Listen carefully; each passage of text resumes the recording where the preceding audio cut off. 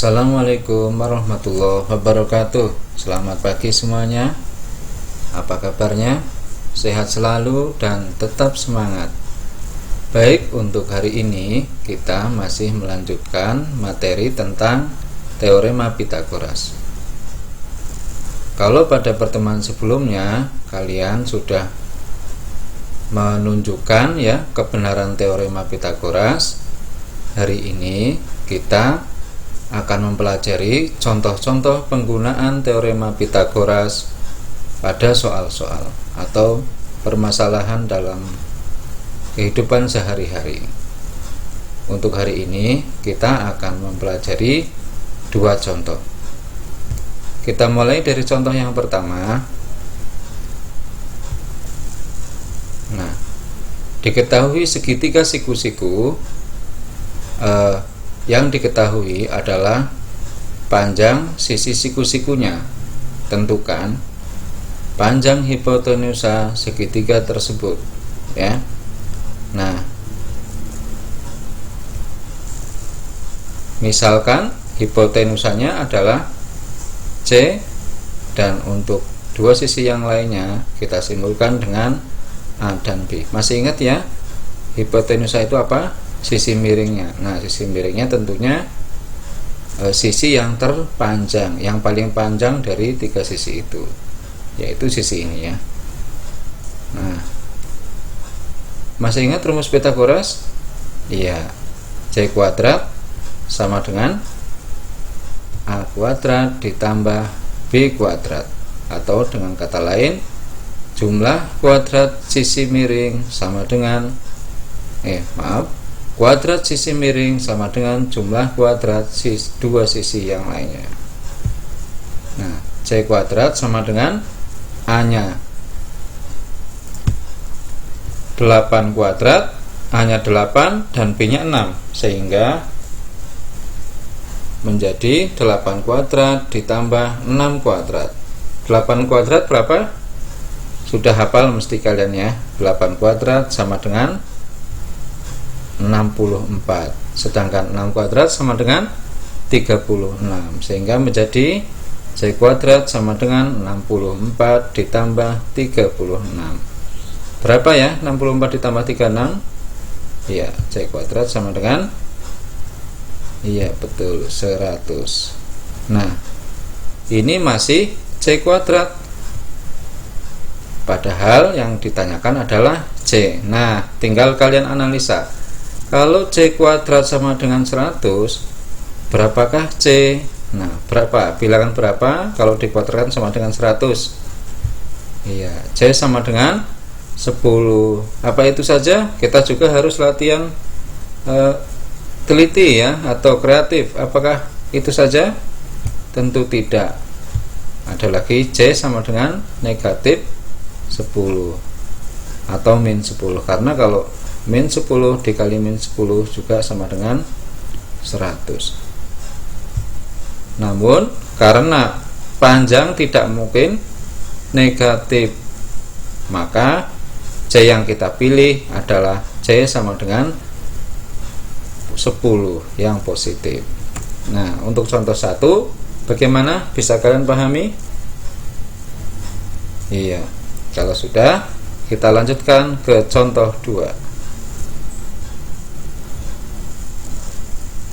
Nah, tentukan nilai X pada gambar berikut. Nah, ini yang diketahui hipotenusanya atau panjang sisi siku-sikunya, sedangkan yang ditanyakan panjang hipotenusa atau sisi siku-sikunya X. X di sini sebagai apa? Nah, kalian harus teliti ya, harus cermati. Sisi miringnya yang mana? Nah, itu harus teliti. Ini kelihatannya miring ya, tapi ini bukan sisi miring. Nah, mana sisi miringnya? Sisi miringnya yaitu sisi yang terpanjang. Dari sini kelihatan mana yang paling panjang.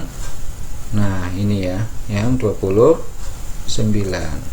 Sedangkan dua sisi yang lainnya ini adalah sisi siku-sikunya. Biasanya sisi miring di sini pasti berhadapan dengan sudut siku-sikunya ya, supaya nanti kalau ada gambar yang lain kalian harus cermat ya. Biasanya sisi miring ini pasti berhadapan dengan sudut siku-sikunya. Oke, berarti C nya di sini adalah 29, sedangkan A nya adalah 21, B nya X. Oke. A kuadrat ditambah B kuadrat sama dengan C kuadrat. Nah, ini kalian harus tepat ya. C nya yang mana? C nya adalah 29 kuadrat. Oke, jadi A nya 21, B nya X. Ini enggak masalah ya, nanti kalau X kuadrat ditambah 21 ini sama, A sama B sama posisinya. 21 kuadrat sama dengan, masih ingat? Iya, 441.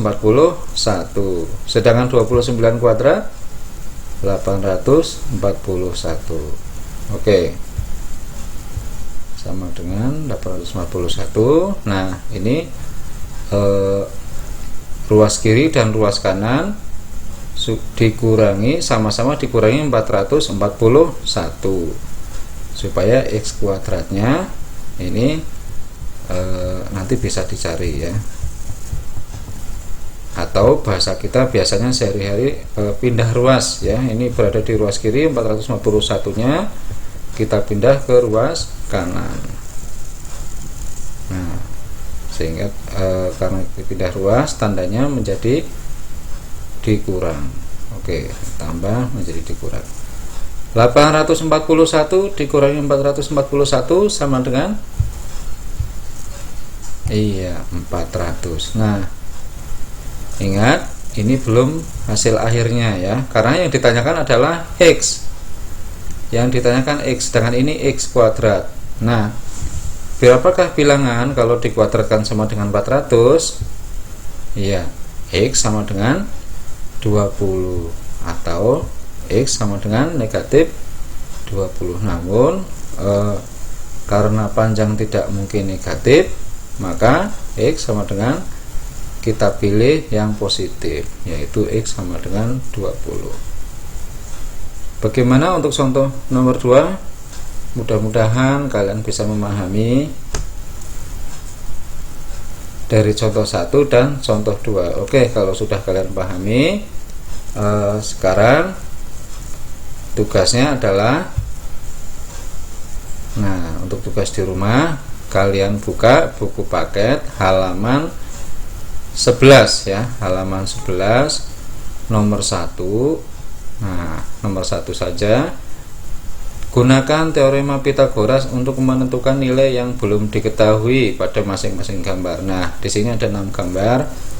Kalian pilih 2 saja, bebas. Mau A sama B, A sama D, B sama E ya. Pokoknya kalian pilih 2 gambar dari 6 gambar ini. Oke, jelas ya. Kalian kerjakan di buku tulis, difoto, dan hasilnya dikirim ke Google Classroom. Oke, selamat mencoba untuk mengerjakan soalnya. Semoga kalian bisa mengerjakan dengan lancar dan mudah. Oke, terima kasih dan mohon maaf. Sampai jumpa kembali pada video berikutnya. Wassalamualaikum warahmatullahi wabarakatuh.